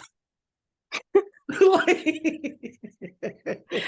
you were talking about that is not what I'm saying. I'm not saying you belong on the small bus. Like no, not the small bus, but I'm just saying I am a free, like I really am. You were being polite. You are. You're a free spirit. I'm a free spirit, and I don't feel any inclination to conform. And so I just be looking at people until they recognize that. And people will try to bully me into conforming. I can just keep staring at them until they get tired and go back to my cartwheels. And so you represented the archetype that used to judge me. And I was like, Lola doesn't judge me. So there was something feeling that knowing the person who is meant for that structure could still hold space for me, where I was like, different doesn't mean bad. I think our friendship taught me that different didn't mean bad, because I expected you to judge me, and instead you just kept pouring into me. I was like, oh, maybe she didn't get the memo that I'm weird. Okay, I guess I just won't be a friend. No, if it's one thing I have, I can recognize people's talents and what they bring. I'm very good at that. I can spend a few minutes and I can be like, this is kind of what you're good at and what you need to be doing. So I saw that in you early on. But it's funny you say that I'm like, I fit in the corporate structure. I think that would have been true when we first met, but it isn't now. Oh, no, it definitely isn't. I actually want you to come back to do an episode about what you're doing, especially with financial stuff. I want to do it in April. Yeah. Because, honey, your ability to flip a coin is impeccable. I will say, though, that I've watched you evolve. We've evolved this friend. 16 years is a long time. We better evolve, or we're dead on the inside. When I met you, you were so good with structure. And then I saw you very meticulously break free. But you broke free in a type A kind of way. Like it was all calculated risks. I jumped out of a window and hoped something was waiting for me at the bottom. Remember your rent parties? Have you told people about your rent parties? My rent parties were highly lucrative and people love them parties, bro. Okay. People are like, well, you have another rent party. I was like, why are y'all wishing poverty on me? They're like, no, they're fun parties. So like, I was just kind of being reckless and you were being meticulous. And so the fact that we both figured out how to be okay, it just shows that when you really see someone's heart, you can make room for them to be completely different from you and still see value in that. Oh God, I think in a roundabout way, we just kind of mimicked and showed what the Oscars could be. Where everybody could be different and still be valued. Yeah. Wouldn't it be amazing? You just have to give space for people to feel seen and heard and understand what that means. Okay, so then how do we construct something where everyone feels seen and heard? Like, that's just the question they have to ask themselves. And it's not impossible. And it's actually not even more expensive. It just requires a different muscle. Lola, we have had a great conversation. We went over the time that I expected, but I'm so happy you did this. This is my first virtual one. So I know for a fact when I look at the video, you're going to see me just peering into the camera, excited to talk to you and not thinking about, I get so wrapped into Zoom calls and looking at people. And then I watch the videos. I'm like, girl, I can see inside your nose hairs. I'll leave for like, girl, what you say? And I'm like, it's nothing but my forehead dot showing. But today was fun. And I also love that you came out of Oscars hiatus for me because I didn't realize that you had taken a reprieve. Girl, after this year, I might take a break from next year. This might be our first and last Oscar special until somebody sponsors us. And then me and Lily wear our aforementioned outfits. Hers would be much if they want to consult with me on how to create an Oscar show that's like, actually good and I'm happy to consult. I feel like you actually are built for that. Like you can construct it to make it actually culturally competent, and I can do the razzle dazzle shit that'll go viral. Like, hey guys, no, I think we'd be a good team. Can you just do me a favor and share with everybody who's listening and watching where can they find you, and share your social media handles and also any other things that you want to shout out that you're working on, because I feel like you're always working on a million things. I am always working on a million things. I'm like, because us Caribbeans, like we have like 5 jobs. We have to. That's me. It's a cultural thing. Yeah. And then I'm Latin, so like we just in any case, it is. But you know what? I want to change the conversation to not just work hard for money, but have our money work hard for us. Yes. Because rich people, they don't work hard. They don't sell hours of their lives. They're sleeping. They do not. They buy back their time. And that's what I want to do for myself and teach others how to do. So I am Airbnb Girl on Instagram and on YouTube. So I work my day job and then I also acquire rental properties and I rent them out on a short-term basis. I do videos on YouTube showing people the ins and outs. And I just want to help people build wealth. Well, friend, I'm gonna have to have you come back so you can help me build some wealth. The topics I want to talk to you about are what money means for people of color and our relationship to it. Because I don't think our relationship is always the healthiest. And even though I do talk about race as a boundary and the ways that it affects what we do, I always just want to, it's people always like, how do you have white friends? I'm like, because my white friends keep it a buck too. Like we all call a thing, you know what I mean? And one of the things that I love about you is you gave yourself permission to have a healthy relationship with money very early on that I'm not sure was taught to you, but that you somehow figured out for yourself. And I would like to have that conversation because network poverty, for those of you who are listening who don't understand network poverty, it's when you're the rich auntie, you're the rich cousin, you're the one who's making money. And so, abuelita, your mama, your cousins, if they need something, you're kind of like their safety net, but then your money isn't just towards you anymore. So you're filing taxes if you don't have any dependents, but you low-key have your whole family as a dependent. You know what I mean? Yep. And so the conversation around wealth and network poverty is one that I think only women of color can talk about in a very nuanced way because we're usually the fallback for so many. It's all about boundaries. It is all about boundaries. Like, and they say, like on the airplanes, right? Don't put the mask on someone else before you put it on you. Yeah. Then you're both going to be dead. Ooh, on that note, As always, you guys, you can find Lola at Airbnb Girl, and that's YouTube and Instagram. Are you on Twitter yet? Or are you still scared of Twitter? I was on Twitter and then I got off because my day job is in politics. So I just can't be around. Look, I deal with that 8 hours a day on my off hours. I'm not going to be dealing with that. Actually, I get it. When I had an office job, if I had an office job or a corporate job or a job that required structure, Twitter suddenly became overstimulating for me. I don't know what that's about, but structure and Twitter don't go hand in hand for me personally. Now that I'm podcasting and freelancing, I'm like, yeah, I could have Twitter fingers. Lola, when you come back, I think that conversation, I'm hoping could be in person. So I don't know if you're ever coming back to LA. You're from here, so come home. I am. It's home. It's home. I'll go home just for you. Let me know. Seriously, we can have drinks afterwards and have a good kiki. All right. So can we do it with drinks? Can we drink while we podcast? Is that okay? The show usually involves me taking shots with people. So I usually am twisted by now. So this is the most sober I've been at the end of a podcast episode in a very long time. So when you come to LA, come back to your hometown, we'll have a big old bottle of something and we can talk about money and getting rich together. Thank you so much for coming on the show. You guys always know you can find me at Applucentric.